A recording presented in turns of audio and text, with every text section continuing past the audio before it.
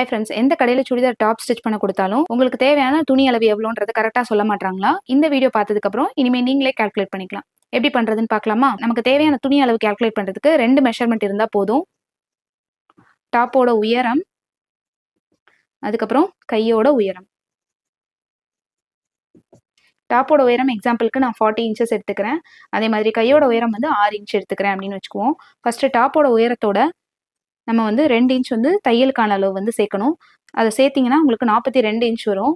இந்த 2 இன்ச் அப்படின்றது வந்து பார்த்தீங்கன்னா, உங்களுக்கு கீழே மடிச்சு தைக்கிறதுக்கு, மேலே ஷோல்டர் ஜாயின் பண்ணுறதுக்கு இந்த 2 இன்ச் கரெக்டாக இருக்கும் எல்லாருக்குமே. வர்ற ஆன்சரை வந்து நம்ம 2ஆல மல்டிப்ளை பண்ணணும். இது எதனால அப்படின்னா, நமக்கு வந்து ஃப்ரண்ட்டுக்கு ஒரு லென்த் வேணும், பேக்குக்கு ஒரு லென்த் வேணும். இது வர்ற ஆன்சர் வந்து நமக்கு இன்ச்சஸில் கிடைக்கும். ஃப்ரண்ட்டுக்கு ஒரு லென்த் துணி வேணும், பேக்குக்கு ஒரு லென்த் துணி வேணும். அதனால தான் நம்ம 2ஆல மல்டிப்ளை பண்ணுறோம். இது கூட நம்ம கையோட உயரத்தையும் கால்குலேட் பண்ணி நம்ம ஆட் பண்ணணும்.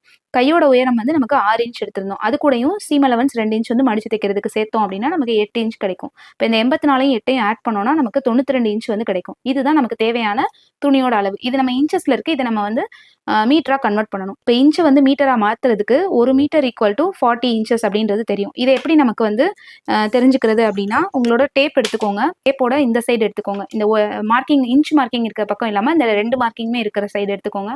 இந்த 100க்கு நேராக பார்த்தீங்கன்னா உங்களுக்கு வந்து 39.25 இல்லைன்னா 39.5 அந்த மாதிரி இருக்கும். ஒவ்வொரு டேப்லேயும் ஒவ்வொரு மாதிரி அளவு இருக்கும். நம்ம ரவுண்டாக அதை 40 எடுத்துக்கலாம்.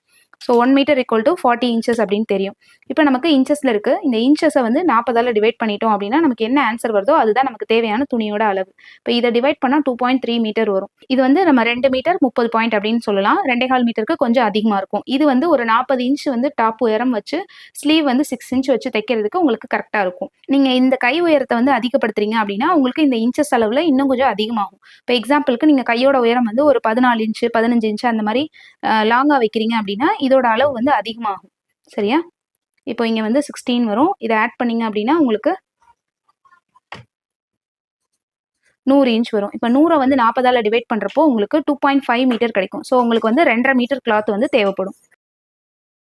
இந்த அளவுக்கு நமக்கு கிளாத் எடுக்கணுமா அப்படின்னு கேட்டிங்கன்னா கிடையாது. சாதாரணமாக ஒரு 2.25 மீட்டர் கிளாத்லேயே நம்மளால கை உயரம் சின்னதாக வச்சு நம்மளால ஸ்டிச் பண்ணி எடுத்துக்க முடியும். அதுக்கு உங்களுக்கு நம்ம கிளாத்தை வந்து எப்படி லே பண்ணி கட் பண்ணுவோம் சுடிதாருக்கு அப்படின்றது தெரியணும். உங்களுக்கு அதை பற்றி தெரிஞ்சுக்கணும் அப்படின்னா பார்ட் 2 அப்படின்னு கமெண்ட் பண்ணுங்கள். நெக்ஸ்ட் வீடியோவில் பார்க்கலாம்.